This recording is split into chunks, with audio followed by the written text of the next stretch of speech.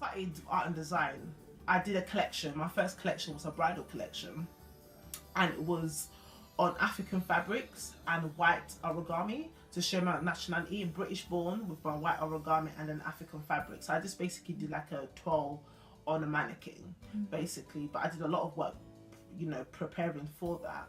And I was just 15 and I thought, oh, I'm the only one that's doing this. But when I left school, I thought, what? Everybody's doing this mix of culture. So I felt like, and this was me some years back, I was only 15. So I feel like media has helped. I feel like strong people within African communities, industries are standing up to, you know, to sort of represent who they are, represent what they do, represent that Africa has a future, and you know, making people realize that, you know, you can be African and be accepted. You know, never feeling intimidated at all because of African or people will mock me. And I feel like that's what sort of helped within not only just in African fashion but just in general, that sort of make people know I have this skill in sewing, so I can actually be a fashion designer, not to be a tailor anymore.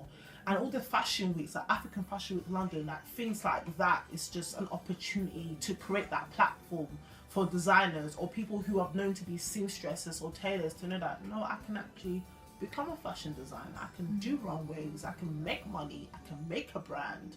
And it's, I know, which has helped individuals to sort of build confidence within themselves. And it's confidence, I believe, that within the Black community we lacked, because there wasn't that much platform for us to sort of run with. And if we did wanted to run alone, it felt like you were by yourself, and I didn't feel like people were courageous enough to do it. And if there were people that were, they didn't get that much support. If you think of London, we're surrounded by buildings, like buildings everywhere. And like, for example, like me, most of my designs are inspired by Africa in a sense of design, but how I make it sort of relate to me and relate to the UK market who I'm selling for is basically looking at the colour trends that runs here, runs in the seasons for autumn, winter, spring, summer. Or I look at a very British painter who I'm looking at, a painter called Turner, and he's like an ancient British painter that I'm trying to communicate my African designs to the British audience, not just the whites or the blacks, or just the British audience, everyday people who live in Britain, by communicating through a history that's happened here. You know, Turner is a person who's a British, who everyone knows here. I'm bringing what's Africa to here on the table to sort of feel like this is a new feel. This is what you can see now. You know, Britain is a very multicultural world, and me creating my collections within my African designs that I do for the African fashion industry is really communicating the message between Britain and Africa. And I'm looking at things like painters, you know, painters.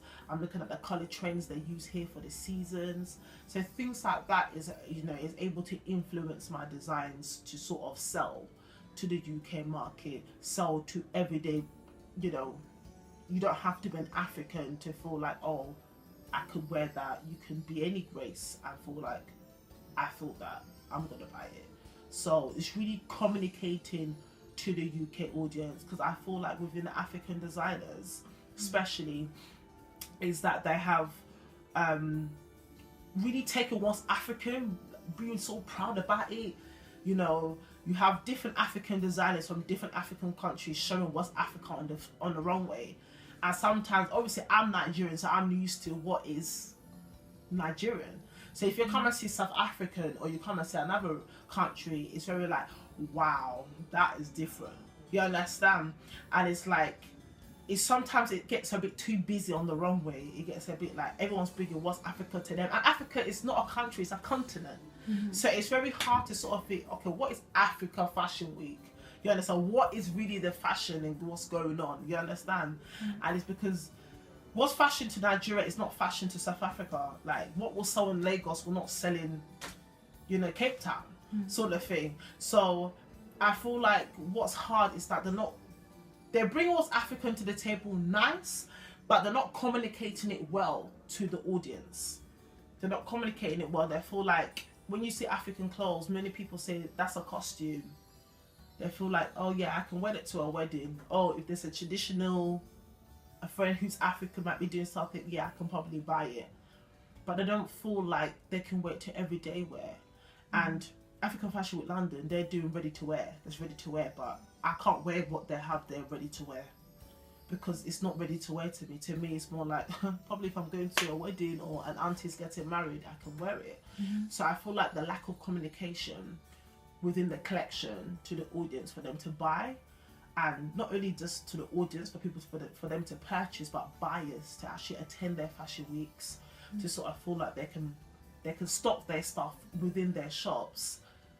They're like, they can't feel it. They feel like, well, the British audience, the people who walk into the shop, could they communicate with that?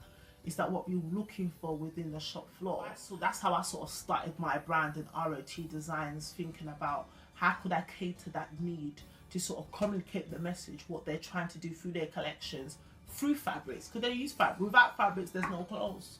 So I'm coming in to produce fabric collections that they can use for their runways, use for their collection, in communicating the message well to the buyers that, look, we love Africa, but we want to be making pounds. You understand? So I'm obviously creating collections, looking at the trend forecast, because a lot of people follow trends. There's some designers who don't follow trend. They're very bespoke, which is cool, which are known as independent designers.